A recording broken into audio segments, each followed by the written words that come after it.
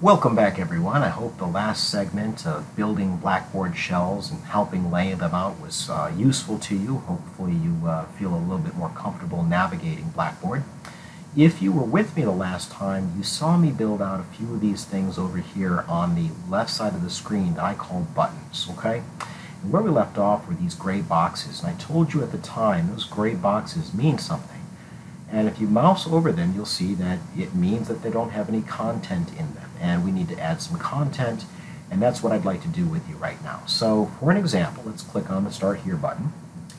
In any class, doesn't matter if it's a history class, philosophy, chemistry, doesn't matter. The most important document in the class is a syllabus. So to build some content, we're going to go ahead and mouse over this Build Content box. And although there's a number of different things that we can do, right, we want to create an item. It's just going to be a Word document, but as you can see, if you had a syllabus that was somewhere on the web, you could link to it. You can see that there's videos that you can put up here, images, audio, that kind of thing, but this is just a simple item. It's a Word document, so we're going to go ahead and click on Item, okay? It's going to take us to this item creation page, and the first thing that we need to do is give it a name. Course syllabus is pretty self-evident. It'll tell your students a lot about what this document that they're getting ready to download is. In the submission box right here, you can give a little bit more explanation.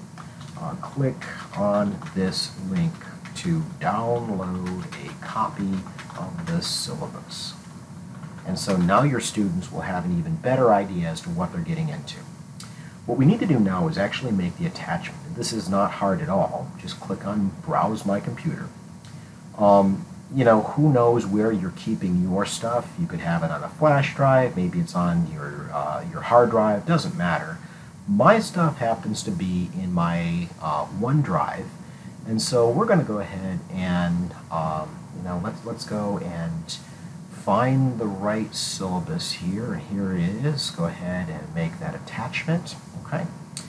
And there's things that you can do to play around with the availability here, and I'll teach you about that in a second. But one thing I don't want you to do, anything with this. If you're going to make something like a syllabus available, you want to make it available, viewable to your students at all times. So leave that as a default. You can click yes to this if you want to. That's great if you want to track the number of views to see who's downloading it, who's not doing something. That's not a terrible idea, but in this case, I'm not going to. What I am going to do after I've got my file attached right here is I'm going to hit Submit. And quickly here, you can see my computer thinking. Right there is the course syllabus. We're going to go ahead and download it, right? Your students can download this in a Word doc fashion. Now, I'm not going to, but this is just one click away. And the nice part about this is pretty transferable on phones and tablets and all that crazy stuff, so they can basically take the syllabus with them wherever they go. I'm going to cancel this out. Now, I want to draw your attention to our quizzes button here. We're going to click that. I want to show you something else that you can create, okay? If you are like me, quizzes, short writing assignments, what might be thought of as low-risk writing assignments, they're not worth a ton of points, but there are several of them. They're a big part of my class, right? Typically what I like students to do with these is work with some primary document. Declaration of Independence is a good example, and have them tell me something about it. Have them analyze it and, think like a historian. So again, we need to give them the tools to be able to complete this assignment, so we're going to click on Content, build some more content. And this time, guys, what we're going to do is we're going to upload a PDF, okay? So once again, item is probably the best thing to choose, considering that the PDF is going to be pretty easy to attach here. You'll see what I mean in just a second, okay? Now, this could be anything you want. I just used the example of the Declaration of Independence a second ago.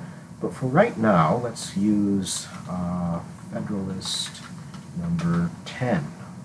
We'll do some good old-fashioned James Madison history here today, right? So Federalist number 10. Now, it's probably even more important than it was with the syllabus to give them an idea as to what this is for and what they're going to need it to do.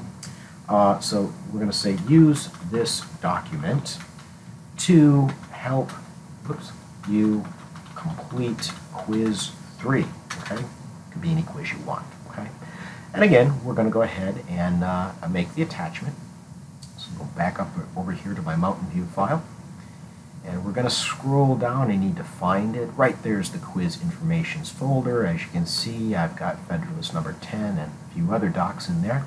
But we're going to go ahead and upload Federalist number 10, right? Now, in the last time we were doing this, I told you to ignore this part right here. Let's just say, for example, you didn't want to give them access to this document right now. You wanted to wait. You wanted everyone to start at the same time. You can actually do that, right? Click this calendar right here. Click that. Let's make this available, not right now, but a couple days down the road.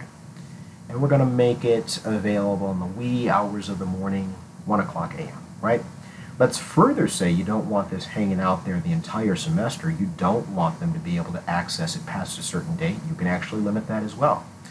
Let's give them a couple weeks to view this. We're going to give them until 4:18, and we're going to give them all day, right? If you wanted to limit it to the middle of the day, you can see, doesn't really matter, noon, 1:30 p.m., but I'm going to leave that alone. 11:59 p.m. seems like a good day or a good time to me. You click Submit.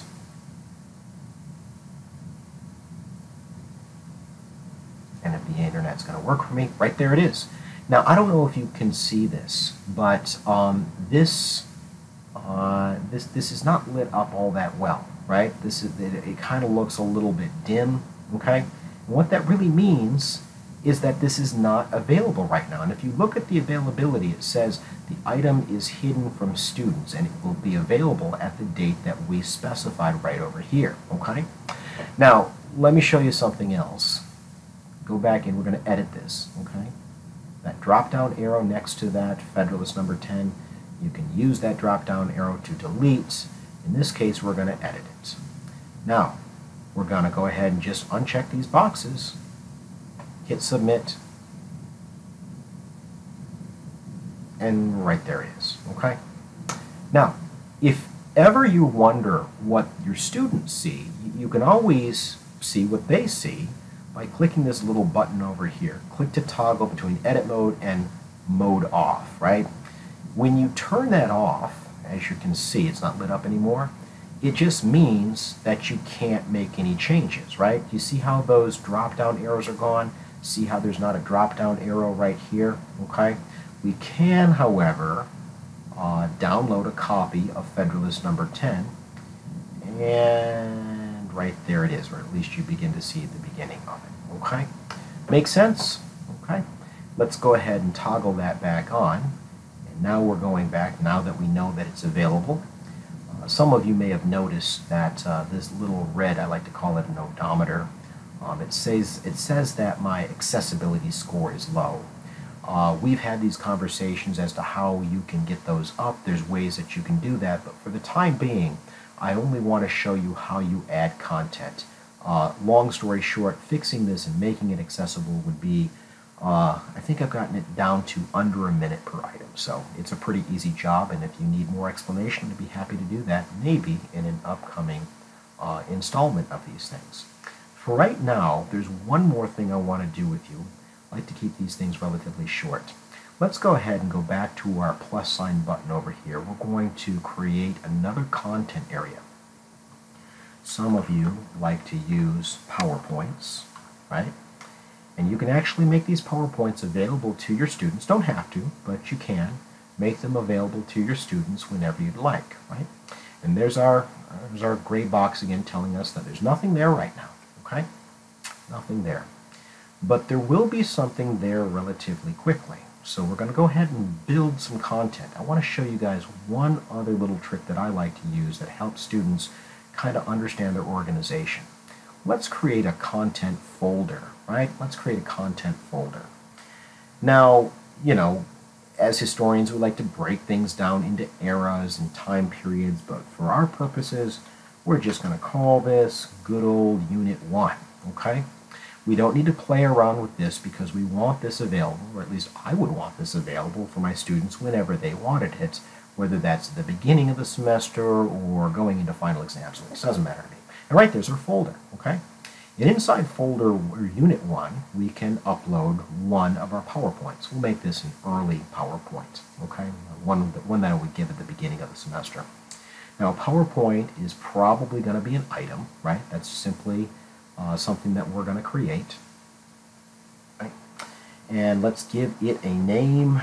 My first lecture of the semester is Empires of Native North America, right?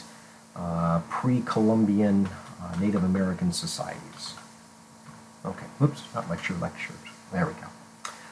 I rarely give them a description of what they're getting into right here, right? It's pretty self-evident, but we're going to browse our computer again. We'll go back to the Mountain View folder, and right here is my accessible PowerPoints. And because this is a 1301 class, all I need to do is find that PowerPoint. Right there it is. Open it up. This might take a little bit longer considering PowerPoints are relatively it didn't take as long as I thought it did. Right there is the PowerPoint. As you can see, I get a perfect score here because I spent a lot of time making my PowerPoints accessible and ADA compliant. So that is how you would add something like a PowerPoint, and you can see that even by the standards of organization, you can still add even more organization to help your students kind of understand where they are at any given time during the semester. Well, that's it for right now. Meet me back here in a few minutes, and we'll talk a little bit about how you would be able to upload an actual assignment in Blackboard.